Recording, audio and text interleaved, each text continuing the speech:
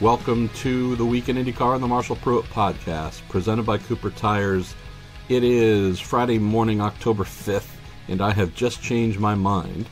I just got off the phone with IndyCar's newest rookie announcement, that being Chip Ganassi Racing's Felix Rosenqvist, and I was intending to hold this and roll it into next week's Week in IndyCar episode. And then after finishing, I realized this kid is so good and so much fun that why wait? Let's just post this as a standalone Week in IndyCar. Call it a bonus episode with Felix, since today was the first day he was available. So that's what I'm going to do. The kid, yeah, I think y'all are going to love this guy. He is a fierce competitor, but also has a lot of personality, fairly warm and fun. Usually has a big smile on his face for what he's doing, and also tells us here that he's not coming to be anybody's understudy. He's coming to be a teammate, but does not position himself as the number 2 driver. And I think that's just a really strong insight into who he is, and also why Chip Ganassi has been pursuing him for a couple of years now. They obviously have wanted a stronger teammate for Dixon, try and recreate what they had in the Dario and Dixon days, or the Weldon and Dixon days. And even though Felix is a rookie and will make rookie mistakes, as Mike Holt told us during Tuesday's Week in IndyCar episode, they see the kid has a potential to give them a 1-2 punch wherever they go. Felix winning, Scott winning, you name it. And listening to him, you'll definitely, I think, get a feel for his mindset, which is what they were most interested in getting a hold of. So, fun talking with Felix. He was on the balcony in his apartment in Monaco, and so using WhatsApp as well. The Wi-Fi signal was a little bit weak in the beginning. There's a little bit of background noise, but it cleans up pretty quickly after that. So, got about a little over half an hour with Felix. Learn all kinds of things, how to pronounce his last name correctly, if and what growing up in Sweden with snow has done for helping to craft his driving capabilities. And we also have something new here, which is fun. I've relied on listener questions from Facebook and Twitter since I started the show a couple years ago, and just now, thanks to Michael Swope and our friends at the Reddit IndyCar group, we have added in questions from Reddit. We actually kick off with questions from Reddit after Felix and I do a little bit of chatting. So, welcome, Reddit IndyCar group.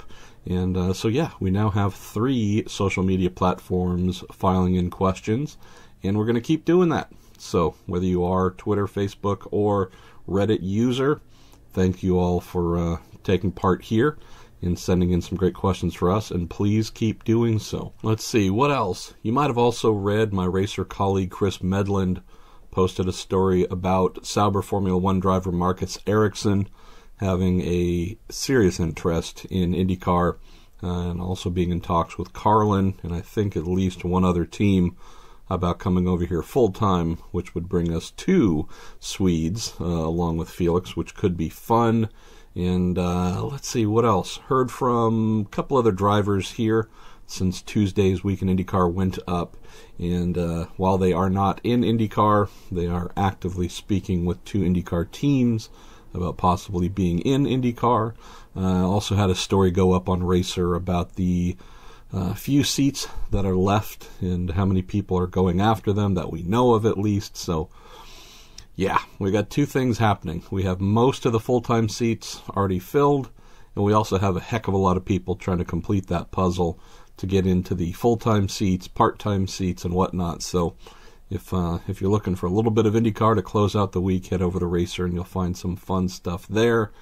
Other than that, you might be a new listener to the show here, and one of the questions I get on a somewhat regular basis is, where do I subscribe? What's the best format, etc., to try and get a hold of what's going on here?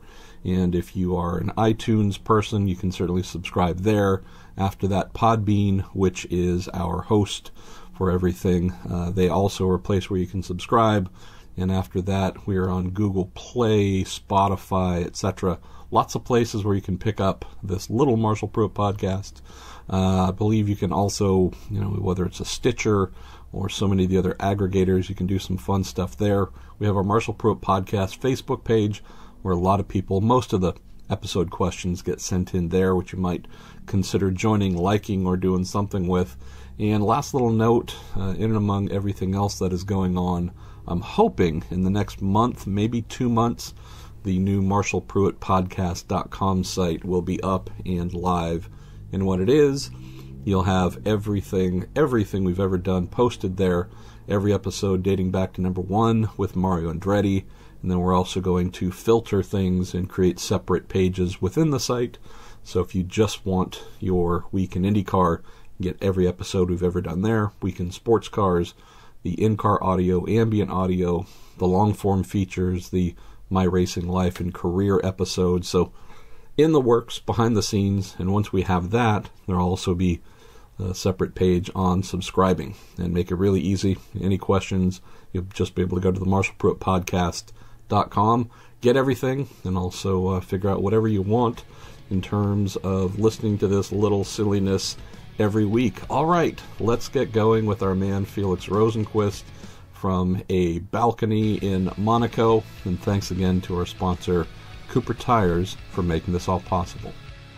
Felix, welcome your first visit to the Week in IndyCar podcast, and I can tell you, man, you've yet to do your first IndyCar race, but we've already been overwhelmed with questions, with listeners wanting to get to know you, so I figured that's a good sign. Yeah, that's fantastic to hear. I think it helped that I've been to Indy Lights before, and not even a full season there, but it seems like, at least have some fans in the US already, so that's always a help when you're coming there. So, yeah, good to hear. So you're in the middle of moving right now. You're still not, you still have a pretty busy racing season and life. Tell me about where you're at just right now in terms of mindset and work, and I don't know, it seems like you got a busy rest of the year before we even get you here for IndyCar. Yes, so basically it's I'm just finishing off my year in Super GT, so we have 2 more races there. I've done some Formula E testing. We just done the announcement with Ganassi in Dallas last week, and I'm just changing apartments in Monaco, and I'm also gonna get a new apartment in Indianapolis in a while. So it's like it's a lot of things happening just now, and in a lot of different continents of the world. So couldn't be busier. Let's put it that way. So since you came over, and I first met you, and many first met you when you came over and did Indy Lights, I told you then, I want you here now. I don't want to let you go. Whenever I see talent, and I think when many folks see talent, they just want to see it in the best environment. Tell us a little bit about the last couple of years, you working with our friend, the crazy Stefan Johansson, to try and get you here, because it's not as if that effort just started for the 2019 season. There's been efforts to get you here. It just wasn't necessarily super easy with contracts and other obligations. Yeah, it's been a long road to get to this point. That's why it's a huge relief to finally get this announced. It started back in 2016 when, after I won the European Formula 3 Championship, I didn't really have anywhere to go, funny as it sounds. And we took sort of the gamble to go to Indy Lights with Belardi. And it was a completely new thing that I combined with many other things. And basically, I did a test with Ganassi, like a rookie test, driving Scott's car at Mid-Ohio, which, basically the connection with Stefan, that's how we got to that point to do the test. The test went really well, I think, and we kept in touch after that with Chip and Mike and all the guys, and then the following year we were already talking about doing something, but for different reasons we couldn't do anything. And then I think this year, it was just a perfect timing to finally get it done. And I did a test last year as well, so I've really done quite a bit with the team already, even if it's only 2 test days. I feel like I know most of the main faces in the team, and I know how they work, and yeah, it felt quite natural when it finally happened. And yeah, it's just awesome to join such a good team. And it's a little bit of a dream come true and walking on clouds for me at the moment. So. Wow. Well, let me ask a couple other quick questions, and then we'll get into our listener questions, Felix. So I know from speaking with Scott Dixon, with his engineer Chris Simmons, talking to Mike Hull, Dario Franchitti, not only was everyone impressed with you in those tests, you were incredibly fast, but it also seems like you just fit, right? Everything they said was like, yeah, we like this kid, great spirit, great feedback, just the connection was there. Did you feel that as well? Like, because as you know, sometimes you step into a car with a new team and you might go quickly, but maybe not all the personalities and maybe the fit isn't right. Did you feel like this one was? Yes, I do. I think my initial thought was that, one of the best teams I worked with is Prema in Formula 3. And I felt immediately like a similarity to Prema, even if Ganassi is huge. I mean, it's probably 3 times bigger. You have that main group of people that's been there for a long time, and it's a little bit of a family feeling, even if it's a big operation. And I think that's always very, I would say it's needed to have a successful operation, that people have fun. And I mean, you have to be professional, but it needs to be like a fun element to it, and some history in the team. And I think Ganassi has all that. Then I think where I was in my career at the time, I was relatively experienced, even I was 24 years old at the time, but I've done quite a fair bit of different driving here and there. And I think IndyCar really fit me at the time of my career, and I had enough experience to sort of get the most out of the car and to give proper feedback. And so I think those 2 things just came together really well, and that's why we had a good test, and that's why we kept in touch. I love it. One other thing that stands out, in the last couple of days, Marcus Ericsson has expressed his interest in coming to IndyCar, and know that he's speaking with a team or 2 to see if he could make that possible. I'm guessing it'd be pretty darn cool from your perspective, even from mine as the son of a Saab mechanic growing up with a Swedish flag overhead all the time. We could go from 0 Swedes to 2 in 1 year. That must tell me, again, if that happens for Marcus, it'd be great, but boy, that would be pretty cool as well, I'm guessing, from your perspective, Felix, seeing that your home country is producing talent that could maybe succeed over here too.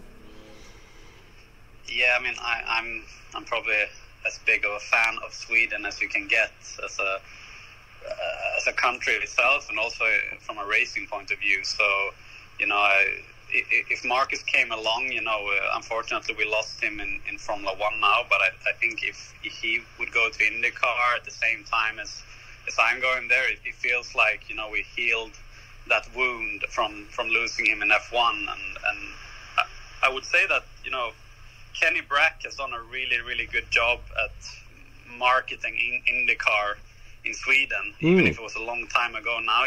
Most racing people, people that are interested in motorsport, they know Kenny in Sweden, and he's a big name. And that makes this so much, easier and bigger, back in Sweden to promote. And if Marcus comes in as well, it's going to be huge for Swedish motorsport. So I really hope that happens, because that will create more things in the future in America when it comes to Swedish drivers, I think. Well, let's jump into some questions here, Felix. And for the first time, and thanks to our friends on Reddit, we have the Reddit IndyCar group that has sent over some questions for us. So normally we go with Twitter and Facebook, but we're going to kick off with Reddit, thanks to them to joining in and helping us out here in the Week in IndyCar podcast. So it kind of follows the last topic. This comes in from L. Jones Areno, who says, we recently heard from Anders Krohn that there's not a huge fan base for open-wheel racing in Norway, with rallying being the most popular form of motorsport. He's asking, was it similar for you in Sweden? When did you become aware of IndyCar in particular? And he said, welcome to IndyCar and looking forward to seeing you this year. Okay, yeah, I would say Norway and Sweden a bit different in that perspective, because we have had quite a lot of drivers in F1. Sure. And we had drivers in IndyCar, so I think Formula cars are bigger than anything in Sweden, I would say. And that's like the main, interest area for Swedish motorsport fans. So, as I said, having Marcus in F1 was huge for us, and I think me going to IndyCar now is going to be very well, it's going to make a big difference. So, yeah, I wouldn't complain, to be fair. Being a 9 million people country, I think we have plenty of support and couldn't really have asked for more, considering how long time we didn't have an F1 driver for until Marcus came along. So. Yeah, and I would say it's something you would have grown up with. Trying to think, Stefan's IndyCar career might have wound up while you were, still a very young boy, but at least for us, it has, there was Frederick Ekblom, who was in the series in IndyCar for a little while, so the link, then obviously with Kenny coming along, but the link, while it's been broken for a little bit, I think it's just great to have it back with what's coming in IndyCar. Got a question here from me from Pucks20 asking about technical changes for 2019, talking about last year, the last season, IndyCar deregulated some items, let teams make some things. Not exactly sure what's coming for 2019, but there is a team managers meeting next week. Actually, I think it'll be this week for when this goes up. So we'll get a feel for if and what areas IndyCar will open up for teams to play with even more. Let's see. I'm going to move down here. I don't know if you're a fan of professional wrestling or WWE at all, Felix, but we got a question. I am, so that's probably why folks have asked. Got a question here from Sad and Shy, who said, Felix, if you were signed to be part of a WWE tag team, who would be your partner, and what would you call your team? Well, I have to say the only wrestler I really know is John Cena. There you go. We'll probably make a good team. That's the thing, right? You always, you're not tall, but you're pretty solid. But yeah, if you go with someone, I think we would complete each other. I go low and he go high. It's like on the oval.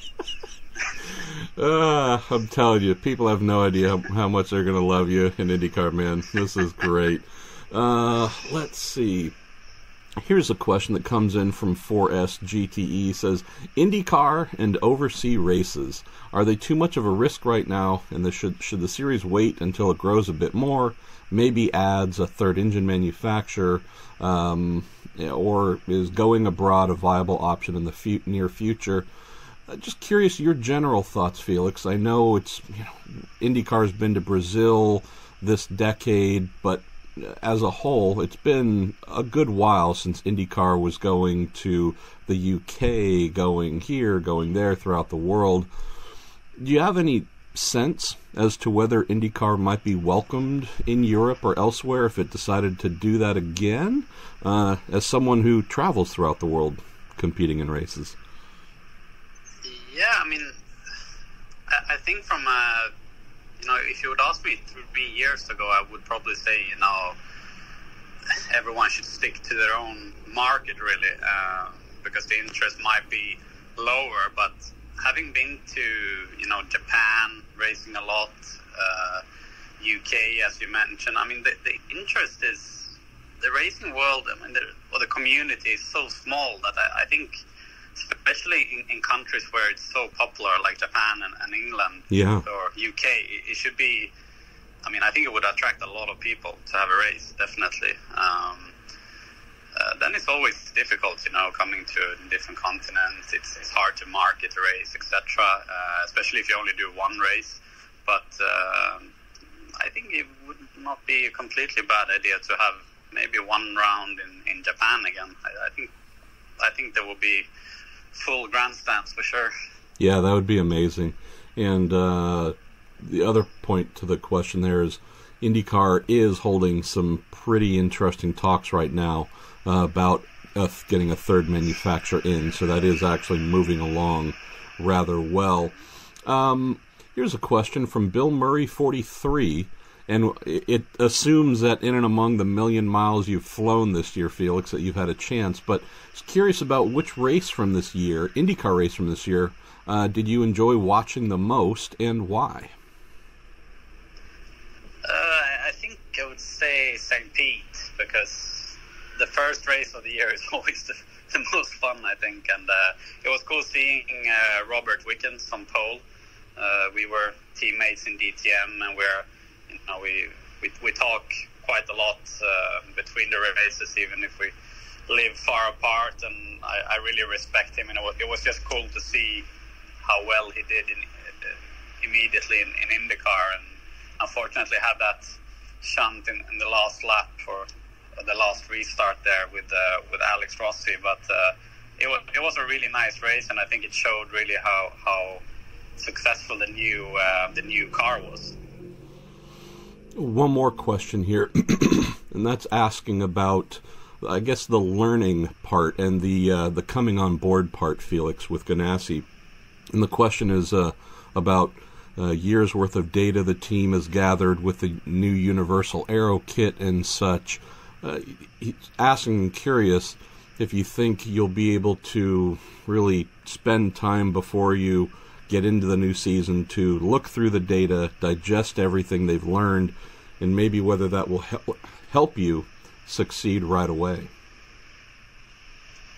Yeah, as I said before, I think the way I'm coming into the series couldn't really have been better, because it's still very early. I mean, last race was just a couple of weeks ago, and I've already been to the team once, and I will be there a couple of times more before the first test. So we have plenty of time to go through everything, videos, data, what have you. I'm not really worried to get up to speed, especially on the road courses. I think would be pretty straightforward. I mean, my biggest learning curve will be the ovals. Definitely, that's where I really need help from the team. And I'm like a boy first day in school. When it comes to the ovals, and I just need all the input I can get. So I think that will be the main focus. And once I've done my first oval test, that's you have to ask me then how confident I am. It's one of those things that sometimes you just do it and it works really good. Sometimes you do something and you feel like it's going to be a big uphill, but what I'm confident is that I will get there. I know that I always get there whatever I drive. Normally it goes quick, but it could go slow, so that's what we have to be prepared for. It sounds a lot like my high school years when I first started dating, but that's a very different topic, Felix.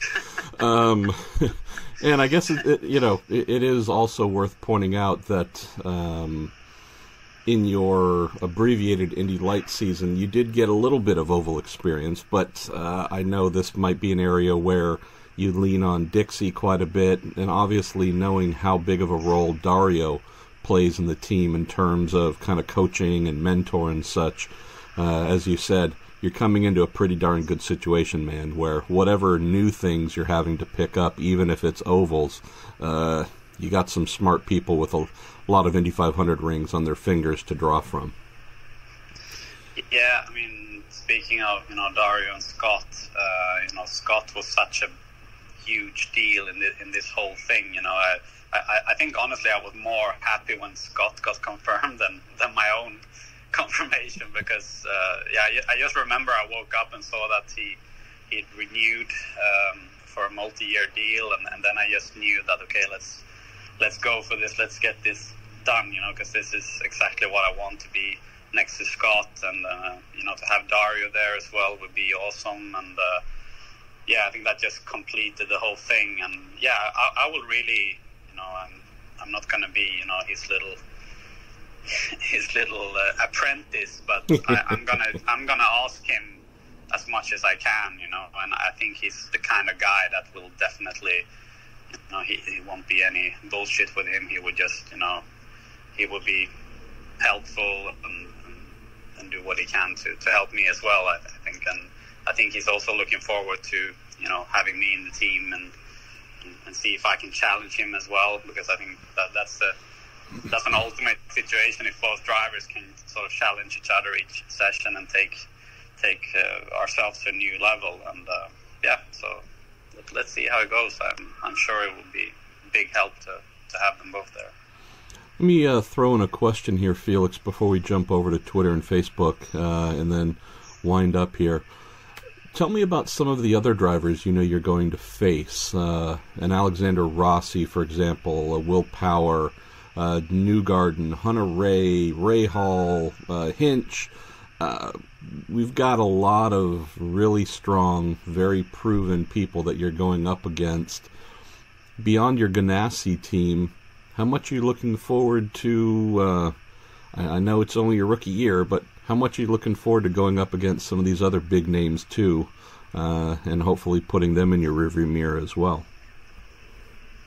Yeah, I think you mentioned Will Power especially. He's I've been a big fan of him for a long time. I really respect his driving, especially on street circuits. His quali laps are always really spectacular to watch. He's insane, but that's why we love him. From early days, let's say, in his career, he's done some crazy laps, and really enjoyed to watch that. Then, as I said, Alex Rossi has been really strong in the last year. I mean, arguably the quickest driver last year. Then I'm facing Zach Veach again, who was my teammate in Belardi in Indy Lights, and that's going to be so much fun. I really had a great time with Zach, and looking forward to race with him again. And then we have all the guys that are like super good on ovals. I mean, like Kanan and Hunter Ray, Hinchcliffe. I think they are. I really respect what they can do on an oval. When I look at the races, you see some of the passes they are doing, and even tracks like Phoenix. I think it was Hunter Ray in Phoenix when you overtook like 3-4 cars on the outside. That's something I feel I cannot do at this point. Yeah. I'm just watching in admiration, let's say. So it's gonna be good to have those guys there to push myself. I love the fact that even though this is going to be your first full-time adventure in North America, folks, I think, are clear in understanding that you have been watching, you've been studying, and you know what you're getting yourself into, which I like that aspect as well. All right, let's go with one question here to kick off on Facebook, and it's someone who asked something very basic. How do you pronounce your last name? So, if I'm speaking Swedish, I would say Rosenqvist, but I always say Rosenqvist. I mean, basically, as you said before, that's as soon as I'm speaking Swedish, I find it more natural to say it that way. Otherwise, it sounds a bit like have two personalities or something. So let's stick to Rosenqvist. I think that's good. Well, that's an interesting twist then, because I've been pronouncing the V, Rosenqvist, but I guess a W. Yeah, that's more how you would pronounce it in Sweden, but it just... I'm not going there. I think it's better like most people say it. I mean, as it looks, let's say. All right, well, it sounds sexy, so we'll just go with that then. Let's see. We've got some... definitely got some good ones here. Eli Hoopengarner from Twitter says, Felix, how did driving in low temperatures of Sweden play any in any role in your development as a driver? And that's something that I think WRC drivers forever have been asked, from whichever snowbound country. Did that help you in your car control or otherwise? Curious if that's played any role for you in your car control. The fun thing is I never really raced in Sweden. I did one season in Formula Renault, 2009, which was on very, bumpy, tight, twisty circuits. Not too different from American circuits, just a little bit smaller. I think that was a very good school. That probably helped me when it comes to street circuit racing a lot. But when it comes to low temperatures and so, in Sweden you only really race during the summer, and the off season is 7 months. So because of the darkness that comes and the temperatures, so I wouldn't say it's played a huge factor. I would say some winters in Sweden when I've driven my road car, maybe that's been a better school, drifting around on the snow back home in Värnamo where I'm born, if anything. So, yeah, minor impact, I would say. Not quite Felix the Drift King, but, we have time. And if you're going to be in Indianapolis during winters, trust me, you'll be drifting all over the place in that snow. So you need rear-wheel drive then, for sure.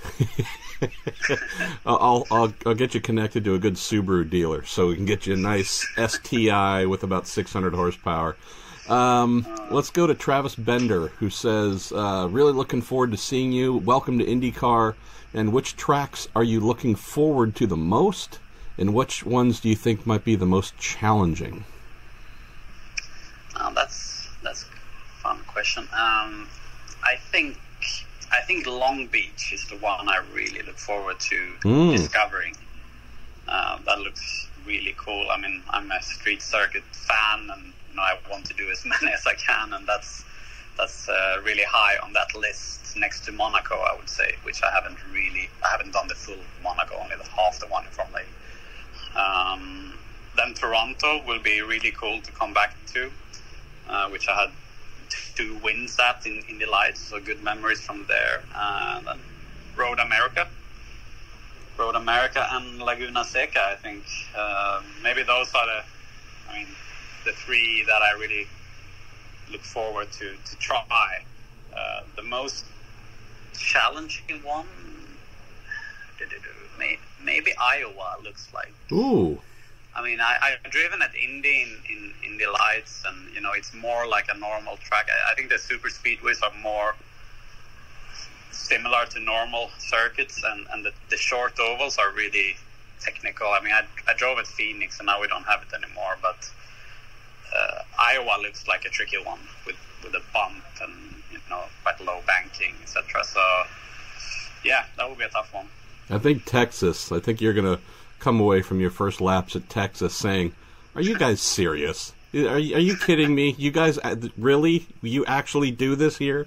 I think that was when I saw the vid. I think it was from Ray Hall, the onboard, the last 10 laps a couple of years ago, when they were just 4 or 5 wide. Oh yeah.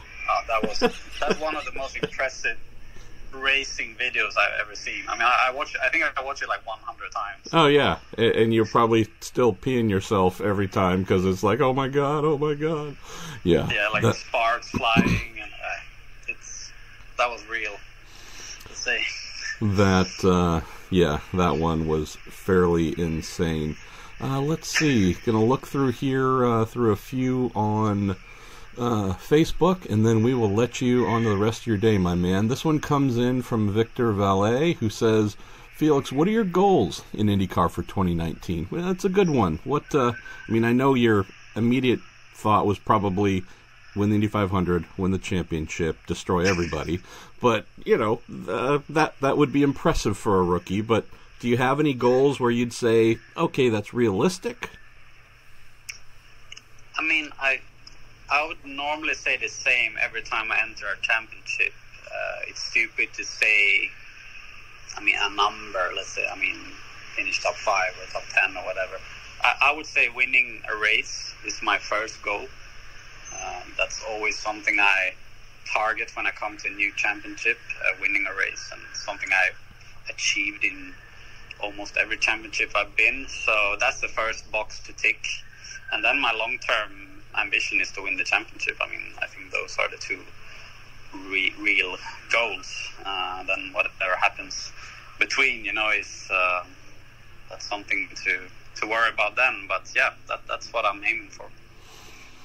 Greg Fetchick asks, Felix, at what point did you decide that Formula One was no longer an option? And actually, I don't know if you've decided that or not, but have you decided whether F1 is still something you want to pursue in the future? And was it hard, he asks, for you to decide to focus on North America? Well, I think I would say that F1 is something I've had in my thoughts always, when I've been doing career choices and, being in Formula E, for example. In Formula E, in that world, you're close to Formula One because you have the same manufacturers, you have a lot of same team bosses and team managers that's been in Formula One and that works in Formula One, and it's quite a related world to that. So going away from that, I mean, that you're moving one step away from Formula One politically, but when it comes to the actual car itself, it's actually more similar. I mean, as Marcus Ericsson said now, that he wants to be in a championship where he can still, prove that he's a Formula One subject, and I think IndyCar is probably the best place to be when it comes to that. I mean, also Super Formula that I drove a couple of years ago, that was an attempt for me to go to Formula One as well, because the car is similar. But yeah, I think Formula One is never simple, and we've probably seen more guys, losing their careers for chasing it too hard rather than actually getting there. So I would say it's always interesting, but going to America means that I'm not actively putting myself on the radar anymore. Then whether that makes a difference or not, I'm not the one to ask. No, fair enough.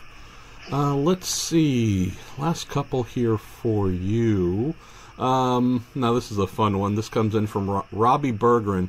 He says, Felix, do you have a friendly bet with Stefan that you can either equal or improve his podium finish in his first kart race when you turn up to St. Pete? I like that idea, Hey, old fart. Congratulations on your podium when you debuted in IndyCar, but let's place a bet that I can actually go better. I like the sound of that one. Yeah, I mean, simple. You just have to go for it. And what would the bet be? That's what I want to know. What would you bet? Because money, watches. He's got everything he needs. He has everything. Well, I'm trying to. What can we need? Honor, pride. How about he goes on the line? How about if he loses the bet, he goes a day without putting any product in his hair, and he just lets it fall down and look like a mop? That would be fun. I don't know what he would. Yeah, I think we got to figure it out here.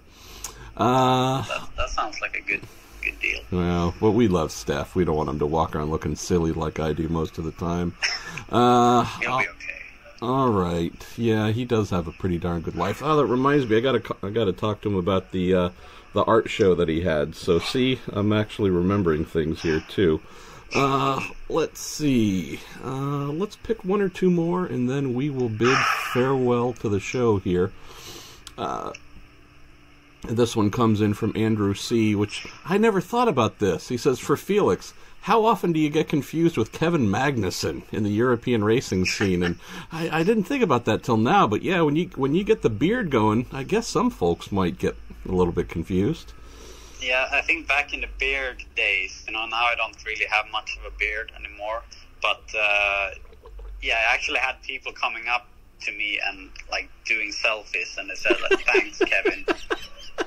And especially when I did a race in Hong Kong in Formula E, my first ever race, I think there was probably as many as 5-6 girls that came up and thought I was Kevin Magnussen and I wanted to have a picture. So and it happens quite a lot. And you didn't correct them, right? You just went with it. Yes, you bet. Yeah, I just let them be happy, and maybe in a couple of years they will notice that something's wrong in their little picture gallery. See, you've got a big heart too. Well, on that, Felix, why don't we go ahead and let you go. I know I've mentioned this before and over the past couple of years how much I really was hoping we'd get to see you over here. And again, I think just by the amount of questions from folks coming in before you've even done your first race, it's pretty clear a lot of folks are looking forward to the Felix Rosenqvist experience coming to IndyCar. We know you're going to be fast, but I think folks are also going to enjoy getting to know you, getting a feel for your personality. You throw in Pato O'Ward coming up from Indy Lights, Colton Herta coming in. Man, next year is going to be a wicked rookie crop. So I know you're looking forward to that as well. Yeah, it's going to be really cool, and I think IndyCar has a big hype right now, and it's getting bigger, more rookies coming in, new faces, and yeah, I'm really appreciate all the support I already have in the series. So it will not be hard to go there. Let's put it that way.